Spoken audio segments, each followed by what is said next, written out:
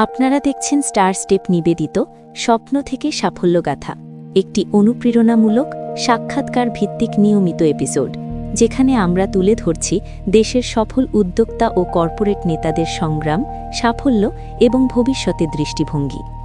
এই আয়োজনের মাধ্যমে আমরা বিশ্বাস করি, একটি স্বপ্ন, দৃঢ় সিদ্ধান্ত এক অদম্য সাহস এনে দেয় ব্যক্তি জীবনের সফলতা। আসসালামু আলাইকুম, সবাইকে স্বাগত জানাচ্ছি স্টার স্টেপ প্রেজেন্ট স্বপ্ন থেকে সাফল্যগাথা একটি সাক্ষাৎকারমূলক অনুষ্ঠানে। আজকে আমাদের অনুষ্ঠানে আছেন দেশের এমন একজন ব্যক্তি যিনি দেশের শীর্ষস্থানীয় ইন্স্যুরেন্স কোম্পানির ডেপুটি ম্যানেজিং ডিরেক্টর ও সিএফও জনাব আব্দুল হান্নান কর্পোরেট সেক্টরে আছেন। আজকে আমরা জানব ইন্স্যুরেন্স কোম্পানির সফলতা, চ্যালেঞ্জিং ও রিস্ক ম্যানেজমেন্ট সম্পর্কে। ততক্ষণ পর্যন্ত আপনারা আমাদের সাথে থাকবেন। আমরা কথা বলবো আমাদের আজকের সম্মানিত গেস্ট জনাব আব্দুল হান্নান স্যারের সাথে।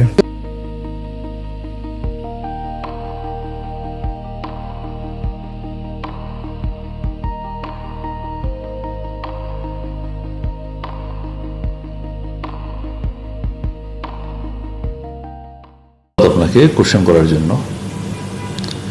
আমার জীবনটা শুরু হয় আমি সন্দ্বীপে আমার জন্মগ্রহণ। আমার পরবর্তীতে আমি চট্টগ্রাম বিশ্ববিদ্যালয়ে অ্যাকাউন্টিংয়ে মাস্টার্স করি। আমি চট্টগ্রাম বিশ্ববিদ্যালয়ে আমার 28তম ব্যাচ অ্যাকাউন্টিংয়ের। এরপরে আমি আমার যে চার্টার্ড অ্যাকাউন্টেন্সি লাইফ স্টার্ট করি। আমার চার্টার্ড অ্যাকাউন্টেন্সি পাশ করার পরে আমি এখন ইনস্টিটিউট চার্টার্ড অ্যাকাউন্টেন্ট বাংলাদেশের একজন ফেলো মেম্বার, অর্থাৎ ফেলো অফ চার্টার্ড অ্যাকাউন্টেন্ট। আমি প্রথমে আমি জয়েন করি বসুন্ধরা গ্রুপ। যখন আমি বসুন্ধরা গ্রুপে জয়েন করি তখন আমি চট্টগ্রামে ছিলাম। বসুন্ধরা গ্রুপে জয়েন করার পরে আমার ঢাকা আসা হয় এবং এই বসুন্ধরা গ্রুপে জয়েন করে আমি প্রায় 5 বছর বসুন্ধরা গ্রুপে ছিলাম। বসুন্ধরা গ্রুপে আমার স্টার্টিং হওয়াতে পরবর্তীতে আমার অনেক অপরচুনিটি খুলে যায়। আমি দেখি কোথাও যদি আমি কোনো অ্যাপ্লিকেশন করি, যখন দেখেছি আমি বসুন্ধরা গ্রুপে আছি, আমাকে সবাই ইন্টারভিউতে কল করে এবং আমি ইন্টারভিউতে ভালো করি। এরপরে আমি চলে যাই এসটিএস গ্রুপ। এসটিএস গ্রুপ এটা অনেক রিপুটেড গ্রুপ। এসটিএস গ্রুপের প্রতিষ্ঠান হলো অ্যাপোলো হসপিটাল, আইএসডি স্কুল, যেটাকে ইন্টারন্যাশনাল স্কুল টাকা বলে, দিল্লি পাবলিক স্কুল। এই গ্রুপটাতে আমি ছিলাম। এরপরে আমি চলে যাই আমাদের সিএফও হিসাবে মুন্নু গ্রুপে। মুন্নু গ্রুপের প্রতিষ্ঠান ছিল মুন্নু সিরামিক, মুন্নু ফ্যাব্রিক্স। তখন আমাদের চেয়ারম্যান ছিলেন মুন্নু সাহেব। উনি 2টা আসনের এমপি ছিলেন মানিকগঞ্জে। দেন আমি ওখান থেকে জাম্পিং করে আসি সোনাই লাইফ ইন্স্যুরেন্স কোম্পানি লিমিটেডে। অ্যাকচুয়ালি আমি ফাইন্যান্সিয়াল অ্যানালিস্ট, আমি ফাইন্যান্স নিয়ে লেখাপড়া করেছি। আমি ফেলো অফ চার্টার্ড অ্যাকাউন্টেন্ট। এখন আমি সিএমএ করেছি অস্ট্রেলিয়া থেকে। কিন্তু আমার ফাইন্যান্সিয়াল সেক্টরে অর্থাৎ লাইফ ইন্স্যুরেন্স আমার তেমন এক্সপিরিয়েন্স ছিল না। বাট আমি এখানে জয়েন করার কারণে আমি এখানে আমাদের মোস্তফা গোলাম কুদ্দুস স্যারের, উনি এখানকার চেয়ারম্যান ছিলেন, দ্যাটস ওয়াই আমি এখানে জয়েন করেছি ওনার অনুরোধে। এবং আমি এখানে এসে দেখলাম যে আমাদের এই সেক্টরে অর্থাৎ লাইফ ইন্স্যুরেন্স সেক্টরে চার্টার্ড অ্যাকাউন্টেন্টদের কাজ করার অনেক স্কোপ, হিউজ কাজ এখানে। কারণ এখানে প্রত্যেকটা প্রোডাক্ট অ্যানালাইসিস করতে হচ্ছে, whether the product is cost profit making or loss making. কারণ একটা প্রোডাক্ট যদি লস মেকিং হয় তাহলে ওই প্রোডাক্টটা তো বিক্রি করে লাভ নেই, মোর সেল মোর লস। আর প্রোডাক্টটা যদি প্রফিট মেকিং হয় তাহলে ওই প্রোডাক্টটা বিক্রি করে আপনার লাভ আছে। তো কাজে এখানে ইন্স্যুরেন্সের প্রত্যেকটা প্রোডাক্ট অ্যানালিসিস করা, এটার মধ্যে কস্ট বেনিফিট অ্যানালিসিস করা এবং ইন্স্যুরেন্সের যে ইন্স্যুরেন্স অ্যাক্ট 2010 এবং টাইম টু টাইম আইডিআর যেসব লজ অ্যান্ড রেগুলেশন সার্কুলার করেছে, এই সার্কুলারগুলা পড়া এবং ইমপ্লিমেন্ট করা, এটা একটা insurance company, life insurance company টিকে থাকার জন্য এটা বিশাল একটা স্ট্রেংথ। কারণ আপনার লাইফ ইন্স্যুরেন্স কোম্পানিগুলো মাঝে মধ্যে আপনার পত্রিকায় দেখবেন যে খাদের পারে কেন তারা কস্ট বেনিফিট অ্যানালাইসিস করে না, যে আইডিয়ার যে রুলস আছে, আইডিয়ার যে গাইডলাইন আছে, যে আপনি কত পার্সেন্ট খরচ করতে পারবেন, ওটার ভিতরে থেকে অ্যালাউবল খরচের ভিতরে থেকে আপনি আপনার খরচগুলা মেনটেন করে আপনি বাকি উদ্বৃত্ত টাকাটা ইনভেস্টমেন্ট করে কোম্পানির যে স্ট্রেংথ একটা তৈরি করা, এটা ম্যাক্সিমাম কোম্পানি করে না। তো দ্যাটস ওয়াই কোম্পানিগুলা দেখা যায় যে দীর্ঘদিন সাস্টেইন করে না, 7 বছর কোম্পানি হয় না। আমাদের এখানে আমি যেমন এফসিএ, আমি ফাইন্যান্সের হেড হিসাবে আছি, CFO. On the other hand আমাদের আরেকজন আছে এফসিএমে, উনি অডিটের হেড। আমাদের আবার এফসিএস আছে, উনি বোর্ড সেক্রেটারি দেখছেন। অর্থাৎ প্রত্যেকটা ক্ষেত্রে আমরা সেগ্রিগেশন অফ ডিউটি করেছি এবং প্রফেশনাল লোকজনকে আমরা এখানে নিয়োগ দিয়েছি। তো দ্যাটস ওয়াই আমি বলতে চাচ্ছি যে প্রফেশনাল লোকদের ইন্স্যুরেন্স সেক্টর, লাইফ ইন্স্যুরেন্স সেক্টরে প্রচুর কাজ আছে। আমি আশা করছি এই যে প্রফেশনাল যে ইনস্টিটিউটগুলো আছে, এগুলো লাইফ ইন্স্যুরেন্সের সময় দিয়ে, আর ওনার যারা আছে ওনারাও প্রফেশনাল লোকদেরকে অ্যাপয়েন্টমেন্ট করে এই সেক্টরটাকে এগিয়ে নেবে। Thank you. আসলে আমাদের যিনি স্বপ্নদ্রষ্টা ছিলেন মোস্তফা গোলাম কুদ্দুস স্যার, উনি বিজিএমই এর প্রতিষ্ঠাতা সভাপতি ছিলেন। বিজিএমইটাই ওনার হাত দিয়ে করা। উনি বিজিএমই 2বার প্রেসিডেন্ট ছিলেন। উনি 2013 সনে চিন্তা করলেন যে আমি একটা ইন্স্যুরেন্স কোম্পানি করব যেটার মধ্যে কিছু নতুনত্ব থাকবে। প্রথম নতুনত্ব হলো যে বিভিন্ন জায়গায় ক্লেম পেমেন্ট করে না, এটা একটা দুর্নাম আছে। আমি অন টাইমে ক্লেম দিব, একদিনও যেন আমার লেট না হয়, এবং ডেথ ক্লেমটা আমি 7 দিনের ভিতরে দিব। তাহলে এই সেক্টরে একটা ব্যাপক পরিবর্তন আসবে এবং এই সেক্টর তখন মানুষের ট্রাস্টের জায়গা হবে। এই উদ্দেশ্যটাকে উনি মনে প্রাণে ধারণ করেই এই সোনালী লাইফের উৎপত্তি হয়, যে আমি এমন একটা লাইফ করব যে লাইফটা আমার এই সেক্টরকে ইউটার্ন নিতে সহযোগিতা করবে। আমাদের কোম্পানির উল্লেখযোগ্য অর্জন হলো ডে বাই ডে গ্রোথ। প্রত্যেকটা ইয়ারে আমাদের গ্রোথ হয়েছে। আমাদের প্রত্যেকটা ইয়ারে, যেমন আমি যদি 24 সন থেকে 25 সনের অ্যানালাইসিস করি, 24 সনে আমাদের যা 800 ক্রোর আমার গ্রস প্রিমিয়াম আসছে। অন দ্য আদার হ্যান্ড 25 সন আমার 897 ক্রোর আমার গ্রস প্রিমিয়াম আছে। তাহলে এই যে ইয়ারলি, তাহলে এই যে ইয়ারলি গ্রোথ হলো আমার 11%। এই যে day by day, year by year, month by month যে গ্রোথটা, এটা হলো একটা উল্লেখযোগ্য অবদান এবং উল্লেখযোগ্য সোনালী লাইফের জন্য। কখনোই আমাদের এই গ্রোথটা ডিক্লাইন করে নাই, অলওয়েজ এই গ্রোথটা আমার সবসময় আমার উদ্যোগতি ছিল। বর্তমান বাংলাদেশের প্রেক্ষাপটে আপনাদের সোনালী লাইফ ইন্স্যুরেন্সের অবস্থান কতটুকু? আসলে এটা তো 4র্থ প্রজন্মের কোম্পানি, নতুন কোম্পানি, মাত্র 13 বছর বয়স চলছে। তো নতুন কোম্পানি হিসাবে আমাদের সঙ্গে যারা স্টার্ট করেছে তাদের মধ্যে আমরা সেরা, আমরা 1 নাম্বার। বাট ওভারঅল সেক্টরে যদি বলেন, এটা 1 নাম্বার হলো যে ম্যাট লাইফ, 2 নম্বরে আপনি ধরতে পারেন national life in terms of premium growth, yearly gross premium collection. 3rd পজিশনে আপনি সোনালী লাইফকে ধরতে পারেন। কারণ আপনি যদি আইডিআরের ওয়েবসাইট ঘাটেন, আপনি দেখবেন গ্রস প্রিমিয়ামের দিক দিয়ে আমাদের পজিশনটা, আপনি দেখবেন ক্লেম পেমেন্টের ক্ষেত্রে আমাদের পজিশনটা। আমাদের 13 বছরের কোম্পানি, 2013 থেকে স্টার্ট হয়েছে, আজ পর্যন্ত আমাদের কোম্পানির কোনো পলিসি হোল্ডার আইডিআর বা কোনো রেগুলেটরকে কমপ্লেন করতে পারে নাই যে আমাদের ক্লেম আমরা পেমেন্ট করি নাই বা কোনো একটা ডিসপিউট আছে। আমাদের কোনো ক্লেম বা আমাদের কোনো কমপ্লেন কারো কাছ থেকে কখনো নাই। এই জন্য আমাদের এই কোম্পানির অবস্থানটা অত্যন্ত দৃঢ়, যেটা উল্লেখযোগ্য। অনেক কোম্পানিতে কিন্তু আপনি আইডিআরের ওয়েবসাইটে গেলে কমপ্লেন পাবেন, সোনাই লাইফের কমপ্লেন পাবেন না। Thank you. আচ্ছা, অন্যান্য লাইফ ইন্স্যুরেন্স কোম্পানির সাথে আলাদা করে চিহ্নিত করার মতো মানে কি এমন শক্তি আছে যেটা আবার অন্যান্য ইন্স্যুরেন্স থেকে আপনাদেরকে ভিন্নভাবে দেখা হবে? থ্যাংক ইউ, এটা একটা ভালো কোশ্চেন করেছেন। আমাদের জন্ম থেকে 2013 সন থেকে আমাদের মোস্তফা কালাম কুদ্দুস স্যারের যে একটা স্বপ্ন, দূরদর্শিতা, উনি প্রথম দিন থেকে আমাদের আইটিকে এখানে ইনভলভমেন্ট করেছে।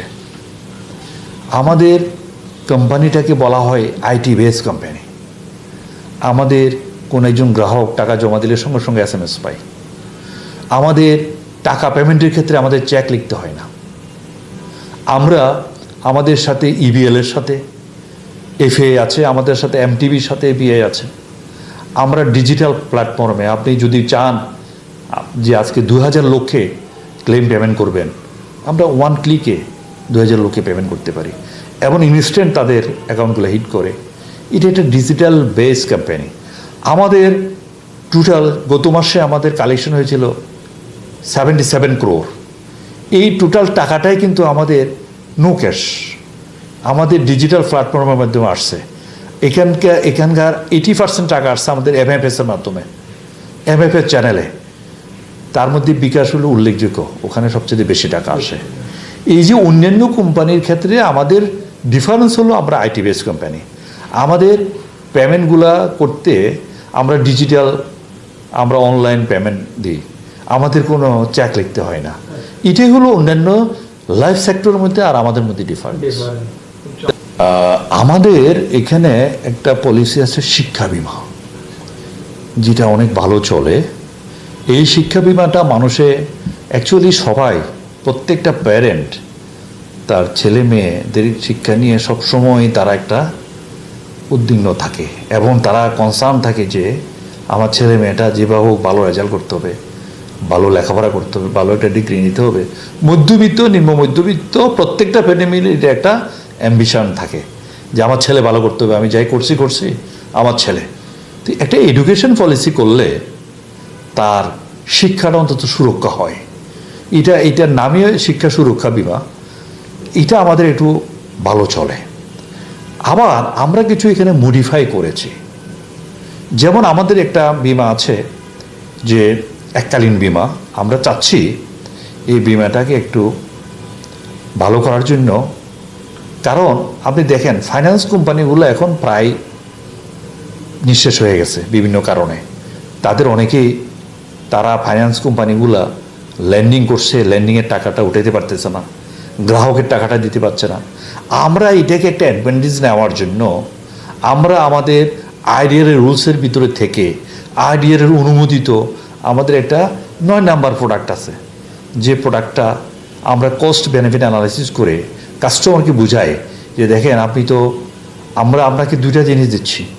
একটা দিচ্ছি যে আপনি লাইফ রিস্ক কভারেজ, আরেকটা দিচ্ছি যে আপনি ইনভেস্টমেন্ট, যে আপনি রিটার্ন ROI কেমন। আপনি ফাইন্যান্স কোম্পানিতে যান, ওখানে আমরা রিস্ক আছে, আপনি টাকাটা পান কিনা, আবার আমরা রেটও কম। আমার এখানে আপনি টাকা পাবেন, আমরা অন টাইম ডট টাইমে দিচ্ছি, রিটার্নও কম্পারেটিভ ভালো, খুব ভালো না, কম্পারেটিভ ভালো, আবার আপনার লাইফ রিস্কও পাচ্ছেন। তাহলে আপনি সোনালিতে আসবেন না কেন, আপনি কেন ফাইন্যান্স কোম্পানিতে যাবেন?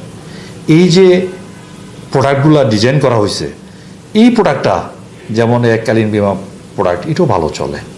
এই আরও কিছু প্রোডাক্ট আছে, যেমন আমরা এখন 12 বছরের নিচে কোনো প্রোডাক্ট বিক্রি করি না, আমরা লং টাইমে চলে গেছি। কারণ লং টাইম প্রোডাক্ট আসলে 2টা লাভ, একটা হলো আমাকে লং টাইম ইনভেস্টমেন্ট করার অপরচুনিটি থাকে, আরেকটা হলো যে এই লং টাইম প্রোডাক্টের কারণে আমার FA UMBM যারা আছে, মার্কেটিং ফিল্ড ফোর্স, এরও বেনিফিট পায়। কারণ লং টাইম প্রোডাক্টের ক্ষেত্রে আমাদের ইদরার আইন অনুযায়ী কমিশন একটু বেশি, আমরা ধরে একটু ইদরার আইন অনুযায়ী বেশি পে করতে পারি আইনের মধ্যে থেকে। তো এই জন্য আমরা এখন মিনিমাম 12 বছর, ম্যাক্সিমাম 20 ইয়ার্স এই প্রোডাক্টে চলে গেছি। আসলে এই দীর্ঘমেয়াদী প্রোডাক্টে চলে গেলে কোম্পানির লংজিবিলিটি, কোম্পানির স্ট্রেংথটা বাড়ে। আসলে আমাদের এখানে ক্লেমের কোনো ডেটই নেই, আমরা তো অন টাইম অন ডেটে দিয়ে দিই, ডট টাইমে দিয়ে দিই।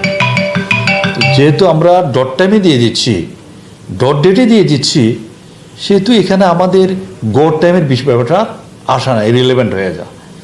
আর যেহেতু আমরা ক্লেমটা ঠিকমতো দিচ্ছি, সেহেতু আমাদের এ পর্যন্ত আমাদের কোনো আসে নাই, এ পর্যন্ত কোনো অভিযোগ আসে নাই।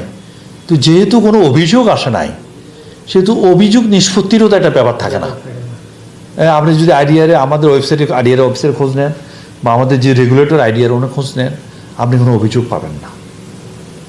আসলে আমাদের এখানে ক্লেমের কোনো ডেটই নেই, আমরা তো অন টাইম অন ডেটে দিয়ে দিই, ডট টাইমে দিয়ে দিই।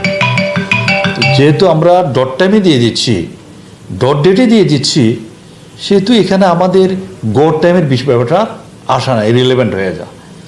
আর যেহেতু আমরা ক্লেমটা ঠিকমতো দিচ্ছি, সেহেতু আমাদের এ পর্যন্ত আমাদের কোনো আসে নাই, এ পর্যন্ত কোনো অভিযোগ আসে নাই। তো যেহেতু কোনো অভিযোগ আসে নাই, সেহেতু অভিযোগ নিষ্পত্তিরও তো একটা ব্যাপার থাকে না। আপনি যদি আইডিআরে আমাদের ওয়েবসাইটে আইডিআর অফিসের খোঁজ নেন, বা আমাদের যে রেগুলেটর আইডিআর ওনার খোঁজ নেন, আপনি কোনো অভিযোগ পাবেন না। এর বর্তমানে কোম্পানি যেভাবে চলছে, এভাবে আমাদের কোনো চ্যালেঞ্জ নাই। আর অতীতে আমাদের এখানে একটা ভুল বুঝাবুঝি হয়েছিল, যদিও এটা আমাদের রেগুলেটরের মধ্যে আন্ডারস্ট্যান্ডিংয়ের মধ্যে এবং আমাদের কোম্পানির আন্ডারস্ট্যান্ডিংয়ের মধ্যে প্রবলেম ছিল। বাট মূলত আমাদের কোম্পানি নন কমপ্লায়েন্সের কারণে কোনো নোটিশ বা কোনো জরিমানা এরকম কোনো কিছু আমাদের কোম্পানিতে এ পর্যন্ত ঘটে আসেনি। আমাদের অগ্রগতি শতভাগ, কারণ আপনাকে আগেই বলেছিলাম যে আমরা আমাদের কোনো একজন যদি ক্লেম করে, আমরা ক্লেমটা পেমেন্ট করি ডিজিটালি। আমরা EBL portal, MTB portal, EBL connection এগুলোর মাধ্যমে পে করি, যার করে আমাদের ডিজিটাল পেমেন্টে হয়। এবং আমরা এখন ইনশাল্লাহ আরেকটা প্রযুক্তিতে যাচ্ছি, কিওস। এটা হলো এই মেশিনগুলো আমরা চায়না থেকে আনতেছি। এগুলো ইনস্টল হলে আমাদের যে আন্ডার রাইটিংয়ের কাজ, এটাও আমাদের অটোমেশন হয়ে যাবে। আমাদের কোনো গ্রাহক ফর্ম ফিল আপ করতে হবে না, আমাদের কোনো গ্রাহক তার ম্যানুয়াল কোনো কিছু করতে হবে না। অর্থাৎ আমাদের গ্রাহক যখন এনআইডি দিবে, এনআইডিকে রিড করে গ্রাহকের ফর্ম ফিল আপ হয়ে যাবে। তখন আমাদের ফর্ম ফিল আপ হয়ে যাবে। হ্যাঁ, ওসিআর আর একটা সফটওয়্যার আছে, এটার মধ্যে ওসিআর, আমরা এগুলো নিয়ে কাজ করছি। হ্যাঁ, তখন আমাদের আন্ডার রাইটিংয়ে ম্যান পাওয়ার অনেক কম লাগবে। আমাদের আন্ডার রাইটিংয়ে ম্যান পাওয়ার তখন হয়তো দেখা যাবে এখন যা আছে 1/3 হয়ে যাবে। Thank you. আচ্ছা, আপনার আরেকটা বিষয় হচ্ছে, আপনার বর্তমান সবচেয়ে বড় একটা প্ল্যাটফর্ম হচ্ছে আপনার শেয়ার বাজার। শেয়ার বাজারে আপনাদের অবস্থান কতটুকু, এবং আগামী নতুন সরকার আসছে এবং এই সরকারের কাছে আপনাদের এই প্ল্যাটফর্ম সম্পর্কে চাওয়া পাওয়া কি? সুন্দর এবং যোগোপযোগী একটা কোশ্চেন। আমি এই কোম্পানিতে জয়েন করার পর আমার কোম্পানির যে পোর্টফোলিওটা শেয়ারের, এটা আমি দেখাশোনা করি। বোর্ড আমাকে টাস্ক করে আমাকে দায়িত্বটা দিয়েছে বোর্ডের মাধ্যমে। আমি প্রথমত কয়েকটা স্ট্র্যাটেজি আছে আমার। যখন ঢাকা স্টক এক্সচেঞ্জে সূচকের অনেক পতন থাকে, সূচক অনেক কমে যায়, যেমন কিছুদিন আগেও সূচক 5,000-এর নিচে চলে গেছে, 4,700-এ চলে গেছে, তখন আমরা হিউজ ইনভেস্টমেন্ট করেছি।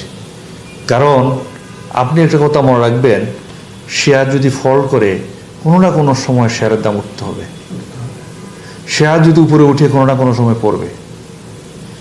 এই জন্য আপনি যদি ফান্ডামেন্টাল শেয়ার, যেমন আমরা রেকিডেন্ট ব্যাঙ্গার্স, জিপি, ব্যাডবিসি, এগুলো আমরা পারচেস করেছি যখন খুব পতন ছিল।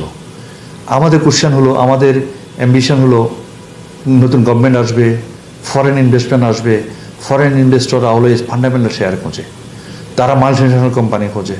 এগুলো যত লোতে আছে, এগুলো ডিভিডেন্ড ইল্ড অনেক ভালো। আমি যদি এফডিআর করি পাবো 8%, 9%, টিডিএস কাটার পরে।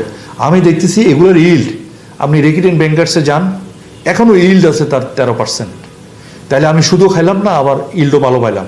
ক্যাপিটাল গেইনের কথা আপনি যদি বাদও দেন, আমি শুধু ডিভিডেন্ড পেয়েও তো আমার কোম্পানির ROI এফডিআর চাইতে বেশি। তাহলে আমি আর ক্যাপিটাল কিন্তু পাবো। রেকিডিং ব্যাংকার্স এখন 3500 টাকা, এটা ফরেন ইনভেস্টমেন্ট আসলে এটা 5000 টাকা, 6000 টাকা হয়ে যাবে। তাহলে আমি ক্যাপিটাল গেইনও পাইলাম। এই জন্য শেয়ার ব্যবসায় যখন কেউ কিনবে না, যখন মার্কেটের অবস্থা খারাপ, কেউ ইনভেস্ট, তখন আপনি ইনভেস্টমেন্ট করবেন এবং আপনি ডেফিনেটলি লাভ করবেন।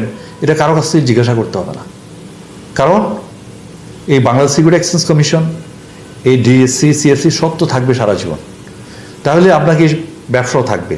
তাহলে আপস অ্যান্ড ডাউন থাকবে, আপনি ডাউনে কিনবেন, মন্দা মার্কেটে কিনবেন। যখন সবাই ভয় পাবে, ইনভেস্ট করবে না, তখন আপনি ইনভেস্টমেন্ট করবেন। এটা আমার একটা স্ট্র্যাটেজি, এবং যারা এই স্ট্র্যাটেজি গ্রহণ করবে তারা কখনোই শেয়ার ব্যবসায় লস করবে না, আই ক্যান চ্যালেঞ্জ। এবং ফান্ডামেন্টাল দিয়ে কিনতে হবে, তাহলে আপনার টেনশন থাকবে না যে আমার ভালো কোম্পানি এখন দাম একটু পড়তেই পারে বিভিন্ন কারণে, গ্লোবাল পার্সপেক্টিভে বিভিন্ন দেশে যুদ্ধ লাগছে, বিভিন্ন সমস্যা হচ্ছে, আমাদের দেশে এটা আসতে পারে, বাট এটা ক্ষণস্থায়ী, দীর্ঘস্থায়ী মেয়াদে এটা আবার উঠে যাবে, এটা আবার আগের জায়গায় যাবে। আর সব ইনভেস্টমেন্ট একসাথে করা উচিত না, ইনভেস্টমেন্টের 50% করা উচিত, আর 50% রেখে দেওয়া উচিত যদি কোনো কারণে আমার শেয়ার কমে আমি আবার অ্যাভারেজ করতে পারি, আমি অলওয়েজ বটমের কাছাকাছি থাকবো। তাহলে শেয়ার মার্কেট থেকে আপনি বিনিয়োগ করে লাভ করতে পারবেন। আর আমি আশা করছি বর্তমান সরকার, বিএনপি সরকার, এই সরকার শেয়ার বান্ধব সরকার। অতীতে আমরা দেখেছি তারা যখন ছিল ইকোনমি ভালো ছিল, ইকোনমিতে তাদের একটা ভালো অবস্থান ছিল, তারা ইকোনমিক্সটা বুঝে তাদের সরকারি যে ফর্ম করেছে যারা আছে, তারা ইকোনমিক্স সম্পর্কে ভালো ধারণা আছে, আইডিয়া আছে।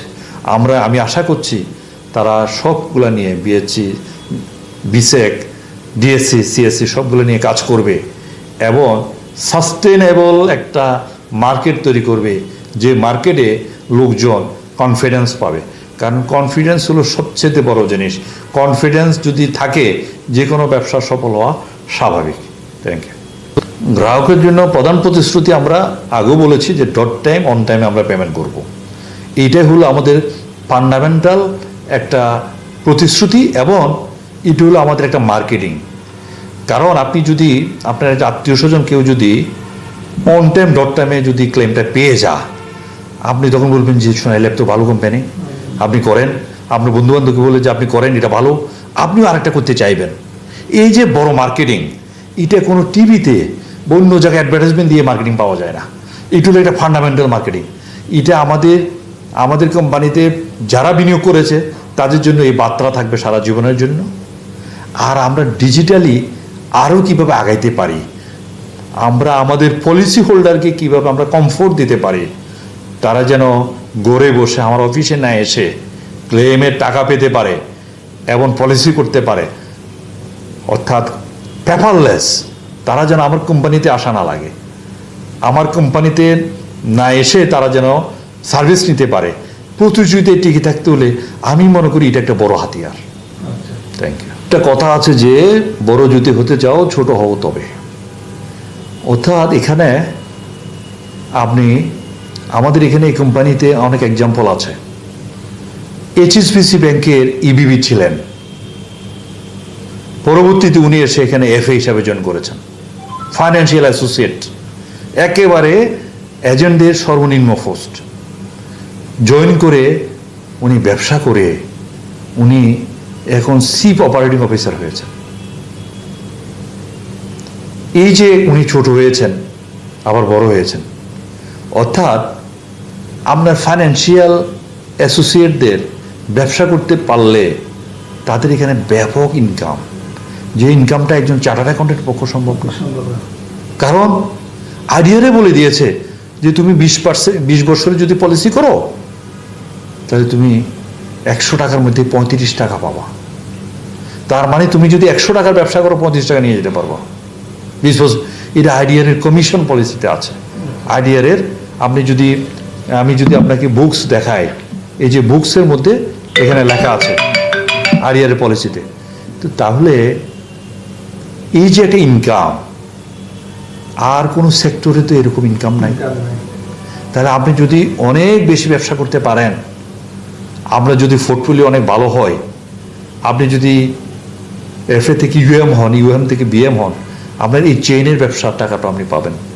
এফএ যে ব্যবসা করে সুযোগ আছে, এফএ যে ব্যবসাটা করে, এফএ কিন্তু আপনি না, আরেকজনে করেছে, ওই ব্যবসার পার্সেন্টেজও আপনি পাবেন। ইউএম ব্যবসা করেছে, এটা পার্সেন্টেজও আপনি পাবেন।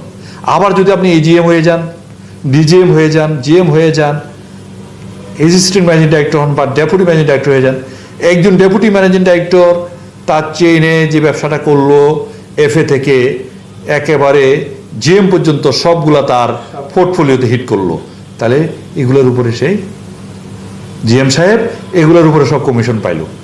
তাহলে এই যে কিউমুলেটিভ ইফেক্টের কারণে তার বড় একটা আর্নিং আসলো।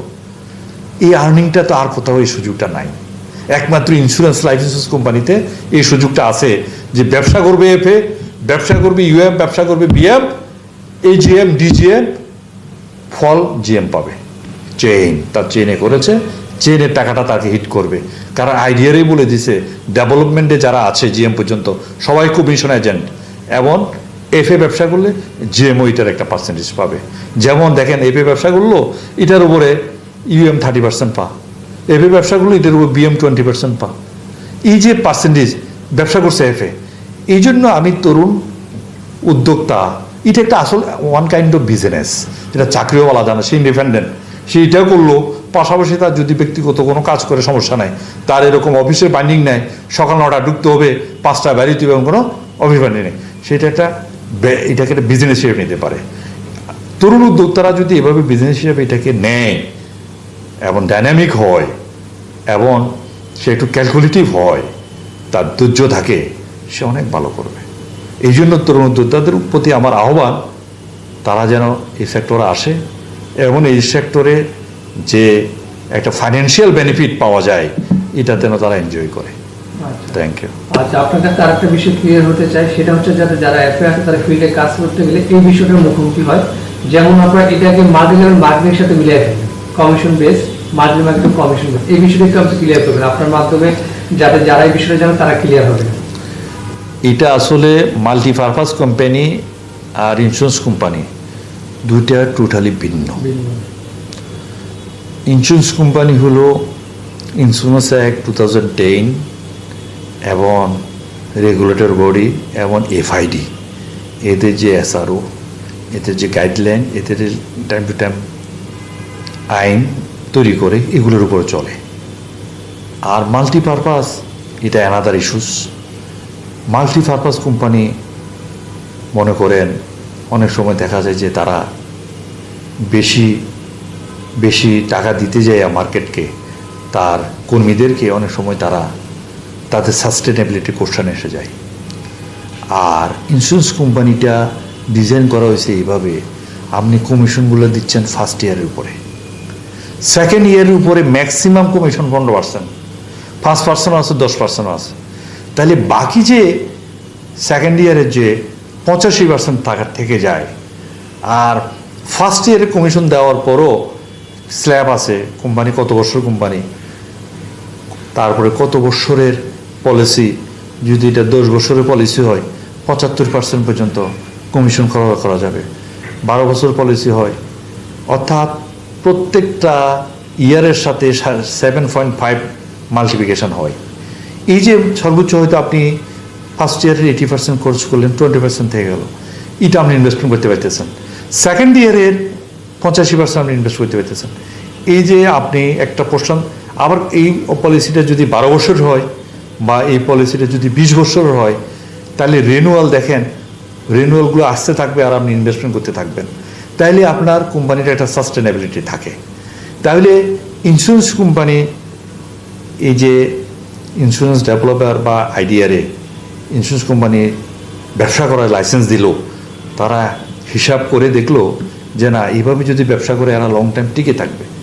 অন দ্য আদার হ্যান্ড, আপনার মাল্টিপারপাস কোম্পানিগুলোতে এরকম লং টার্ম ভীষণ long term policy long term ক্যালকুলেশনের যথেষ্ট রকমের অভাব আছে, যার কারণে আপনারা দেখতেছেন রিসেন্ট অনেকগুলো ঘটনা ঘটেছে মাল্টিপারপাস কোম্পানি নিয়ে। এটাই হলো ডিফারেন্স মাল্টিপারপাস কোম্পানি আর হলো লাইফ সেক্টর ইন্স্যুরেন্স কোম্পানি। আচ্ছা, শেষ হচ্ছে না, আরেকটা কোশ্চেন মনে হলো। আপনার পেপার পত্রিকা নিউজে অনেক সময় অনেক নিউজ আসে যে অনেক কোম্পানি পালিয়ে গেছে, টাকা পয়সা না দিয়ে চলে গেছে, এই ব্যাপারটা আসলে কি?